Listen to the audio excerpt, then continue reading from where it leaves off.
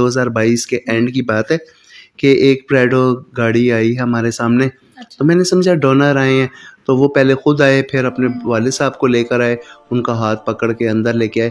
تو کہتے ہیں کہ میں نے یہ اپنے والد صاحب کو یہاں پر جمع کروانا ہے. تو میں نے کہا کہ ہم ورثہ والوں کو نہیں رکھتے، عیدی فاؤنڈیشن کی پالیسی ہے کہ لاوارث کو رکھتے ہیں.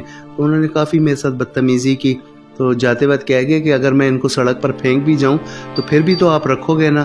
تو وہ بات کے اتنے پکے تھے کہ یہ ساتھ ہی ہمارا فلٹر پلانٹ ہے، وہاں پر اپنے والد کو پھینک کے چلے گئے. لوگوں نے کہا جانتے ہیں اہل محلہ یہاں پہ پانی بھرنے آتے ہیں، تو انہوں نے کہا کہ ایک بابا جی پڑھیں.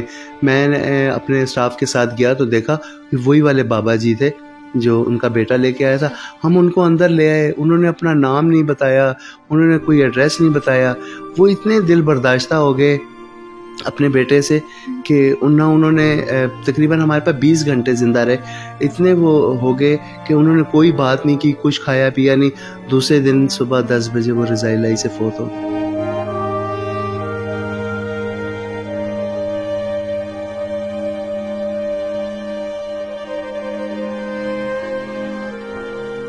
السلام علیکم ناظرین، آپ دیکھ رہے ہیں ڈیلی ممتاز ڈیجیٹل اور میں ہوں آپ کی میزبان کائنات فاطمہ. ناظرین، میں موجود ہوں اسلام آباد کے عیدی ہومز میں اور میرے ساتھ موجود ہیں عیدی ہومز کے انچارج جو کہ اسلام آباد عیدی ہومز کے انچارج ہیں.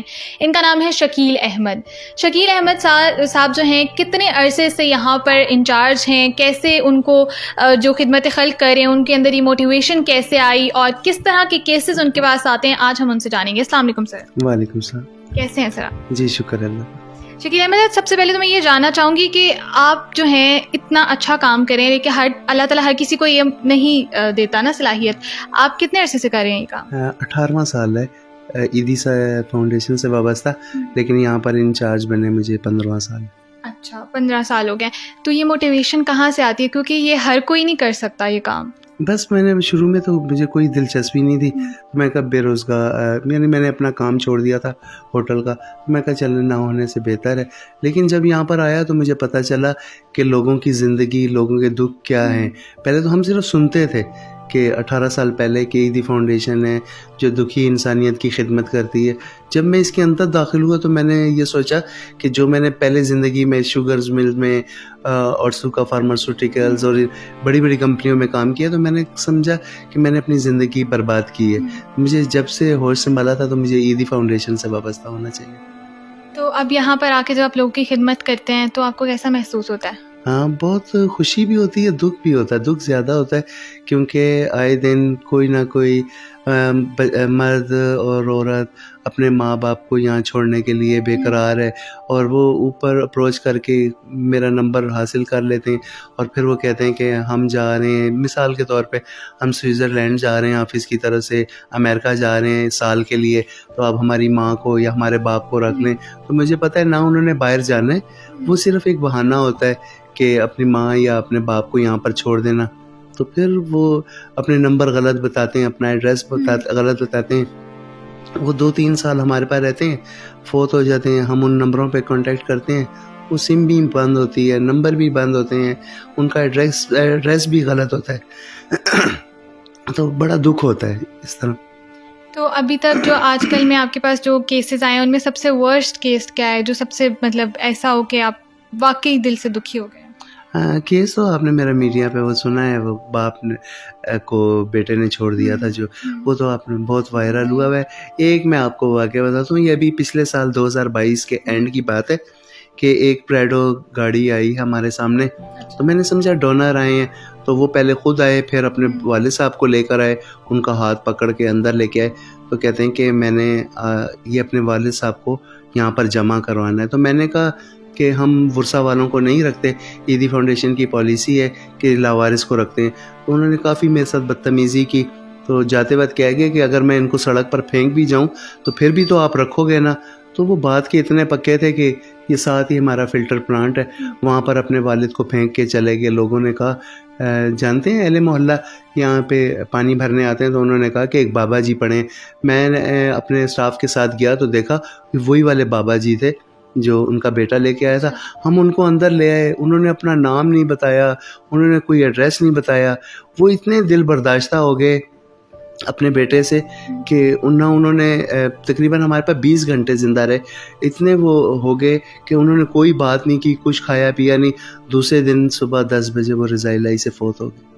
تو جب ان کی فوتگی ہوئی تو اولاد آئی نہیں, انہوں نے پہلے ہی کہہ دیا تھا اگر میں پھینک کے بھی چلا جاؤں تو آپ نے اٹھا کر ان کی خدمت کرنی, تو ہمارے حوالے کر دیتے. اگر اتنے وہ مجبور تھے, ہم اپنی پالیسی, عیدی فاؤنڈیشن کی پالیسی, میں فیصل عیدی صاحب سے کسی سے بات کر کے کہتا کہ ان کی مجبوری ہے, میں رکھ لیتا. ہمیں پتہ تو ہوتا ان کا کیا نام ہے, کہاں کے رہنے والے ہیں, کیا اسٹوری ہے, لیکن وہ اتنے دل برداشتہ ہو گئے تھے بزرگ کہ وہ برداشت نہیں کر سکے. اچھا, آپ لوگ جو یہاں پر لوگوں کی خدمت کرتے ہیں اس میں کیا گورنمنٹ کی کوئی سپورٹ ہے, کوئی فنڈنگ ہے, یا پھر آپ اپنے اون پر کر رہے ہیں؟ نہیں, یہ ہمارے ڈونر ہی ڈونیشن دیتے ہیں, اسی سے ہم اپنے اخراجات چلاتے ہیں. صحیح. اور یہ جو جگہ آپ نے لی ہوئی ہے یہ بھی آپ کی اپنی ہے؟ ہاں, یہ گورنمنٹ نے عیدی صاحب کو دی تھی, تو یہ بلڈنگ جو ہے فیصل عیدی صاحب نے بنوائی. اچھا, اور بچوں کے حوالے سے جو یتیم ہو جاتے ہیں بچے, ان کے حوالے سے کیا ہے, ان کو بھی ایکسیپٹ نہیں کر رہا ہوتا, ان کی کوئی ایسی سٹوری ہو جن کے ورثہ موجود ہوں لیکن وہ بچوں کو چھوڑ گئے ہوں؟ ایسے ہیں جیسے بڑا حادثہ ہو جاتا ہے, ماں فوت ہو جاتی ہے, باپ فوت ہو جاتا ہے, وہ دوسری شادی کر لیتے ہیں, تو ستیلا باپ یا ستیلی ماں ان کو ایکسیپٹ نہیں کرتی, وہ ان کو چھوڑ جاتے ہیں. تو جو حقیقی ماں ہوتی ہے تو وہ یہ کہہ کے جاتی ہے کہ میں کبھی سال میں ملنے کے لیے آؤں تو ملوائیں گے, تو کون ایسا ظالم ہے جو منع کرے گا. تو ہم کہتے ہیں کہ ہم آ سکتے ہیں, تو دوبارہ نہیں آتے وہ, نہیں.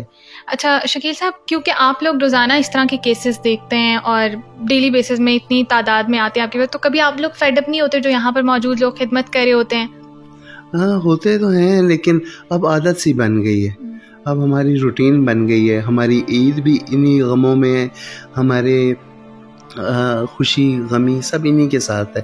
کوئی لاوارث میت آ جاتی ہے, اس کی حالت ایسی ہوتی ہے غسل کے لیے کہ میں آپ کو بیان نہیں کر سکتا. میڈیا پہ لوگوں کا دل پر برا اثر پڑے گا کہ جسم کے کتنے ٹکڑے اور کتنے کیڑے پڑے ہوئے, اور بس ایسی حالت ہے. اللہ تعالیٰ معاف کرے, اللہ تعالیٰ اس اولاد کو جو ہے ہدایت دے جو اپنے ماں باپ سے چھٹکارا حاصل کرنا چاہتے ہیں, انہیں کسی شیلٹر ہوم میں پھینک کے جانا چاہتے ہیں, اللہ تعالیٰ ان کو ہدایت دے. آمین. اور آپ لوگ کے پاس جب کوئی آتا ہے اس طرح تو آپ ان کو کیسے فیسیلیٹیٹ کرتے ہیں؟ ہاں, ان کو سب کھانا پینا, اگر وہ علاج کے قابل ہیں ان کا علاج کرایا جاتا ہے. پمز ہاسپیٹل اور ہولی فیملی والے ہمارے ساتھ بہت تعاون کرتے ہیں, تو بس وہاں ان کی خدمت کرتے ہیں. تو ہمارے پاس وہی آتے ہیں جن کو ہاسپیٹل والے یا دیکھ لیتے ہیں کہ ان کی زندگی کے دن تھوڑے ہی ہیں, تو خدا نخواستہ جب یہ فوت ہو جائیں گے ہمارا ادارہ یا ہمارا ہاسپیٹل تو نہیں ہے صرف ان کو غسل کفن اور ان کا ریکارڈ مینٹین کرے گا, تو عیدی کے حوالے کر دیں. تو عیدی میں جب آتے ہیں تو ان کی زندگی کے تھوڑے دن ہوتے ہیں بزرگوں کے.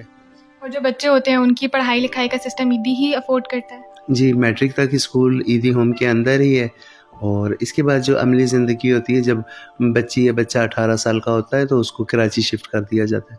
صحیح, کراچی میں آگے ان کی تعلیم کی جاتی ہے؟ جی, تعلیم کی جاتی ہے, یا اگر وہ نہیں پڑھنا چاہتا تو اسے بزنس کی طرح عیدی فاؤنڈیشن میں جابس, یہ اس طرح ان کو گھر بنا کے دیا جاتا ہے. پورا سیٹ اپ ہے عیدی فاؤنڈیشن کا. صحیح, ماشاء اللہ سے آپ لوگ بہت اچھا کام کریں. جو آڈینس ہمیں دیکھتے ہیں ان کو کوئی میسج دینا چاہیں گے؟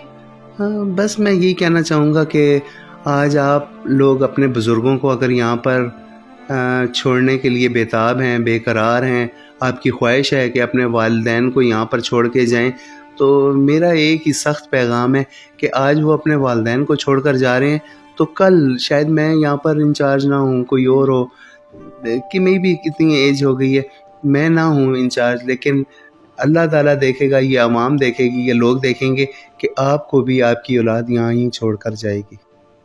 بے شک ایسا ہی ہے.